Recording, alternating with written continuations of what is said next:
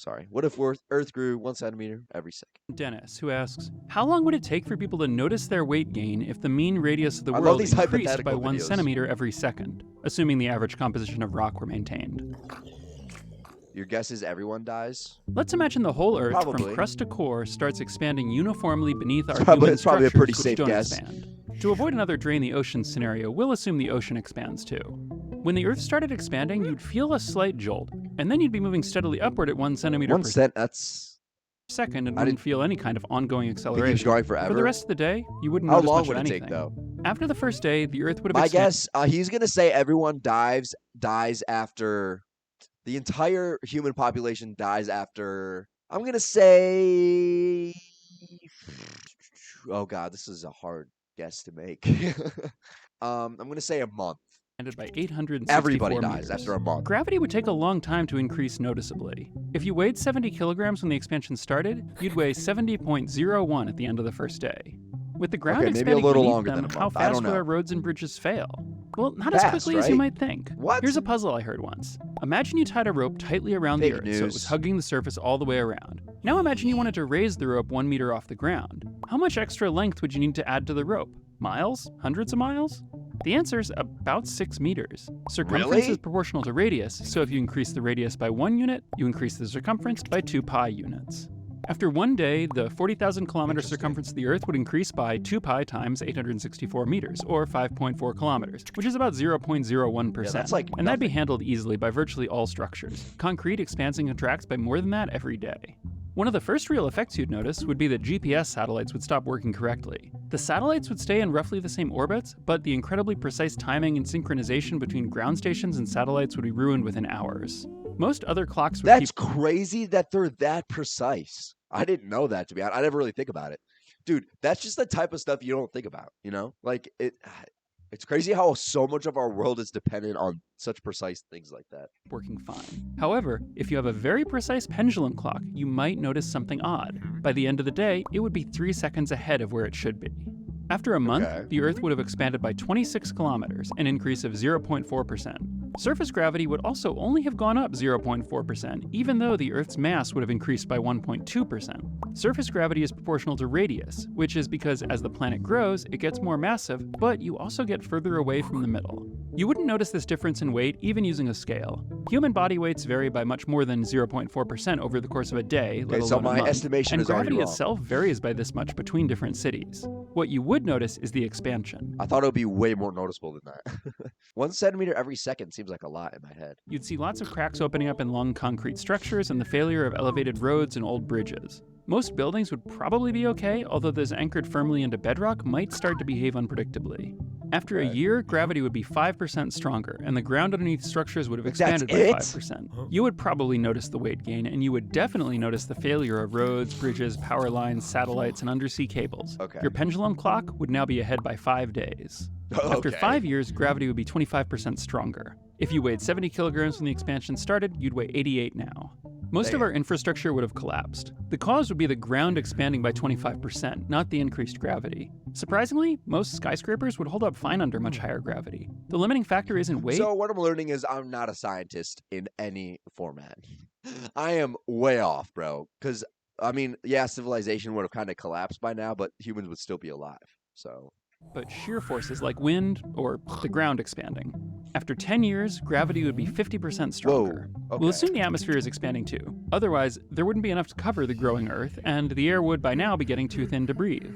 With an expanding atmosphere, Okay. surface air pressure would rise due to both increased gravity and more air, but we'd be okay for a little while longer. After 40 years, Earth's surface gravity would have tripled. Damn. At this point, even the strongest humans would be able to walk only with very great difficulty. Okay, so Breathing we're the thick good. air would be a That's challenge. Trees would collapse, and crops wouldn't stand up under their own weight. After 100 years, we'd be experiencing over 6 Gs of gravity. Not only would we be unable to move around to find food, but our hearts would be unable to pump blood to our brains. Only small insects and sea animals would be physically able to move around. On top of that, at somewhere around That's this kinda point, wild. even ordinary air becomes toxic due to higher oxygen levels. Perhaps humans could survive in controlled pressure chambers by keeping our bodies horizontal and tended to by robots, but this is about as far as we're gonna make. Oh, it's from Star Wars. It's like Darth Vader. Oh, he goes. So fish win in the end? I guess so. Would the Earth eventually Also, hey, Let me just say, I don't know why I think of this, but people in the Bible were lazy as hell. I'm sorry. But they were asking Jesus for all these miracles. Give me wine, give me bread. Yo, how about you get your ass to work and start working a 9 to 5 every day? I don't get it. Stop being a bum and get to work. Eventually become a black hole? It's hard to answer that because the premise of Dennis's question is that the radius steadily expands while the density stays the same, whereas to make a black hole, the density increases. Under realistic physics, by adding more mass to the Earth, we would eventually exceed the strength of the chemical bonds to withstand the growing internal stresses, and the Earth would contract rather than expand, collapsing into something like a sputtering white dwarf star held up by electron degeneracy pressure.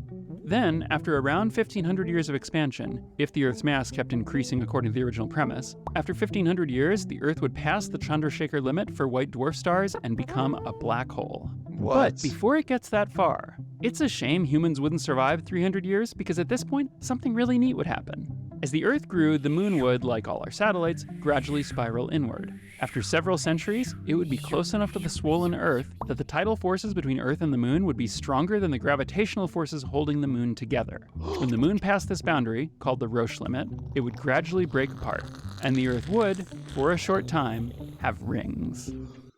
That's sick! All right, can we put this into effect by any possibility? Wait, can you power? I'm going to watch one more of these videos and then I'm going to end because I'm curious now. Can you power your computer by typing? This question comes from Nicholas, who asks, as a writer, I'm wondering what would be the cumulative energy love this of new hundreds channel? of Yeah, thousands of this is keystrokes good required stuff. to write a novel? You probably shouldn't Subscribe, like, beautiful. invest in a keyboard-based generator anytime soon.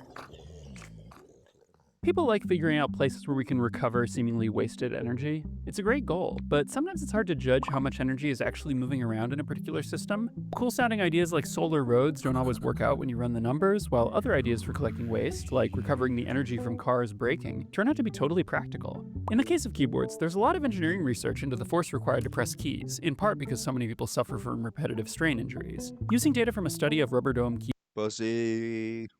we can estimate that the energy required to press a key is around 1.5 millijoules for a letter key, and 2.5 for a big key like Enter or Spacebar. How much is 1.5 millijoules? Well, it's enough to heat a drop of water by 1% of a degree. It's also enough to lift a squirrel 300 microns, all the way from the ground to the top of a stack of 4 sheets of paper. Now that we know how much energy a key press takes, we need to figure out how many key presses are involved in writing a novel. A typical novel might have 500,000 to 1 million characters in it, so typing I love the animation too, bro. It's so satisfying. Everything just gets filled in. I love this. it out would require at channel's least awesome. that many key presses. The amount of backspacing and rewriting It's so varies satisfying wildly to from watch. person to person. Some people write straight through without pausing or editing, while others rewrite every sentence endlessly. It turns out not to make a big difference which kind of writer you are. If you write straight through without editing, you'd expend about a kilojoule. With a lot of rewrites, you might expend several kilojoules, but you'd need to rewrite every word 10 times to match the energy stored in a single AA battery. Writing one full novel would provide enough energy to run a laptop for a total of about 30 seconds. Yes! If each novel takes you 6 months, you'd spend 2 seconds out of every million running off keyboard power. A novel every 6 months seems like a lot of typing, but plenty of people type more. The site WhatPulse offers tools to track mouse clicks and keystrokes and hosts a community of users who post their statistics online and compete with each other to accumulate the highest totals. WhatPulse has been running for over 20 years, and some users have logged over 400 million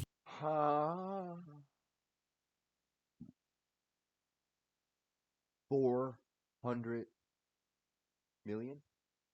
500 cigarettes. cumulative key presses. A heavy WhatPulse user types the equivalent of one novel every 2 months, and some of them manage a novel every few weeks. But there are even speedier keyboard users. If you abandon the requirement of writing actual words and just care about the most key presses, esports is a promising place to look. BA start. He forgot the start at the end of the cheat code. Just saying. I'm just saying. Top esports professionals can clock in over 400 actions per minute, which are a mix of mouse clicks and keystrokes. Taking a conservative estimate, a top esports player types the equivalent of a novel in a few days of playing time. Wow, However, really? a few days still isn't fast enough to represent that much makes energy. sense. Remember, to keep It is crazy, bro, when you're playing a game, how many, especially on keyboard and mouse, and I guess kind of controller too, but more on keyboard and mouse, how many buttons you're pressing at once, and you're just comprehending it all somehow. You're just like, you know what I mean? You're just in a flow state when you play games with a keyboard and mouse. It's nuts. I mean, you're playing WASD, you're using F, you're using Z, you're using Shift, you're using Control, you're using mouse, you're using side buttons on the mouse. It's insane. Any of my keys worn out? Not yet, but my keyboard's pretty new. It's like a year and a half old, I think, something like that. So I'm sure it will be soon, though, some of the keys. Keep a laptop running from key press power alone. On my old keyboard, I know that one of the keys was very worn out. I think it was S. I think S was like, it didn't work a lot of the time. You'd need to write a novel in half I had a to minute. like press To it run in a a weird way. microwave would require 1 novel per second. Even for the fastest typists, writing is not a novel form of exercise. Oh, now I want to watch. Okay, just one more, and then I'm gonna end. Would a submarine work as a spaceship? All right, I'm watching that one. This question comes from Jason, who asks, how long could a nuclear submarine last in orbit?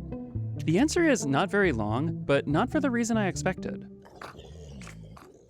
The submarine wouldn't burst. Submarine hulls are strong enough to withstand 50 to 80 atmospheres of external pressure from water, so they'd have no problem containing 1 internal atmosphere of pressure from the air. And the hull would likely be reasonably airtight. Although watertight seals don't necessarily hold back air, the fact that water can't find a way through the hull under 50 atmospheres of pressure suggests that when the sub is in space, air won't escape quickly. Dangerous carbon dioxide buildup wouldn't be an issue, as submarines use CO2 scrubbers that can be run indefinitely as long as they have power. But oxygen is another story. Nuclear submarines use electricity to extract oxygen from water. In space, there's no water, so they wouldn't be able to manufacture more air. They carry enough oxygen in reserve to survive for a few days at least, but eventually they'd be in trouble. The really big problem, though, would be overheating, because space is so much warmer than the ocean. If you're pedantic, that's not really true. Space is, of course, very cold. But if you're even more pedantic, and I am, it is true in 2 different ways. Wait, space in Earth orbit seems cold because it's so... But no, this isn't true, because in Guardians of the Galaxy 3, when Peter Quill goes out into space, he gets cold and he like gets frozen. So this is fake news. Empty. Without a warm environment around you radiating heat back to you, you lose heat by radiation much faster than normal. But space in Earth orbit is actually warm. The pedantic reason for this is that temperature is a measure of the average kinetic energy of a collection of particles. And in space near the Earth, molecules can have average kinetic energies in the thousands of degrees. This doesn't make space feel warm, though. When I was a kid, I remember watching my dad use a metal grinder. Whenever metal touched the grinding wheel, sparks flew everywhere, sometimes falling in a shower on his hands and clothes. I couldn't understand why they didn't hurt him. After all, the glowing sparks were several thousand degrees. I don't later understand learned that the either. reason the sparks didn't hurt him was that they were tiny. The heat they The carried difference is this dude was like 5 and I'm 18. could be absorbed into the body without warming anything more than a tiny patch of skin. Okay. The hot molecules in space are like the sparks in my dad's machine shop. They might be hot or cold, but they're so small and there are so few of them. I see. The surface area is so small it's inconsequential. They don't change your temperature very much. Instead, your heating and cooling is dominated by how much heat you produce and how quickly it pours out of you into the void. And this is the practical reason that space is warm. Without air or water around you to carry heat away from your surface, you don't lose heat by conduction or convection, just radiation, which often isn't a very effective way to cool down. For most human-carrying spacecraft, the big problem isn't staying warm, it's keeping cool. Oh, it's like Kerbal's space program. This looks like one of my rocket ships. And then I would set it off the flight, it would take a hard right and smash into the ground. And a nuclear submarine And I isn't kill just Bill carrying humans, Herman. it's carrying a 200 megawatt nuclear Kerbal, reactor. whatever the hell. It's hard to get good numbers on the efficiency of nuclear reactors in military submarines, but a conservative guess based on civilian reactors is that around half the reactor's energy, or around 100 megawatts, is lost as heat. This heat is normally dissipated by seawater, but again, no water in space. Without cooling, a 200 megawatt nuclear reactor outputs enough heat to warm the entire submarine by about half a degree Celsius every minute. The submarine would become too hot for human survivability within an hour. But the nuclear reactor isn't designed to warm the submarine in this way. So instead, the heat would build up within the reactor and lead to a meltdown. It appears keeping a nuclear submarine in orbit is a bad idea. But to get out of orbit, the submarine would need to slow down enough that it hit the atmosphere. Is this image to scale? Would the submarine be this big compared to the Earth? Would slow it down the rest of the way.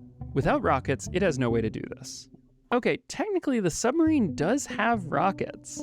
The problem is they're not attached to the submarine. Launching the missiles won't meaningfully propel the sub. But they don't need to be attached. They just need to be turned around. If the ballistic missiles carried by a nuclear submarine were placed in the tubes backward, they could each change a large nuclear submarine's speed by about 4 meters per second. A typical deorbiting maneuver requires in the neighborhood of 100 meters per second speed change, which means that the 24 Trident missiles carried by an Ohio-class submarine could be just enough to get it out of orbit. Now, because the submarine has no heat-dissipating ablative tiles, and because it's not aerodynamically stable at hypersonic velocities, it would... Just land it like in Revenge of the Sith when Obi-Wan Kenobi takes over the ship and lands it. Easy. That's kind of what it looks like, to be honest. inevitably tumble and break up in the atmosphere, the debris disintegrating in the air or plowing into the ground at several hundred knots.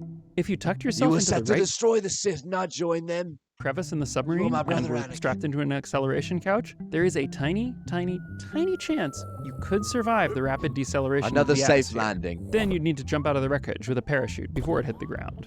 That's If what he you says ever when try he lands this, the I have ship one in the piece of movie. advice that is absolutely critical.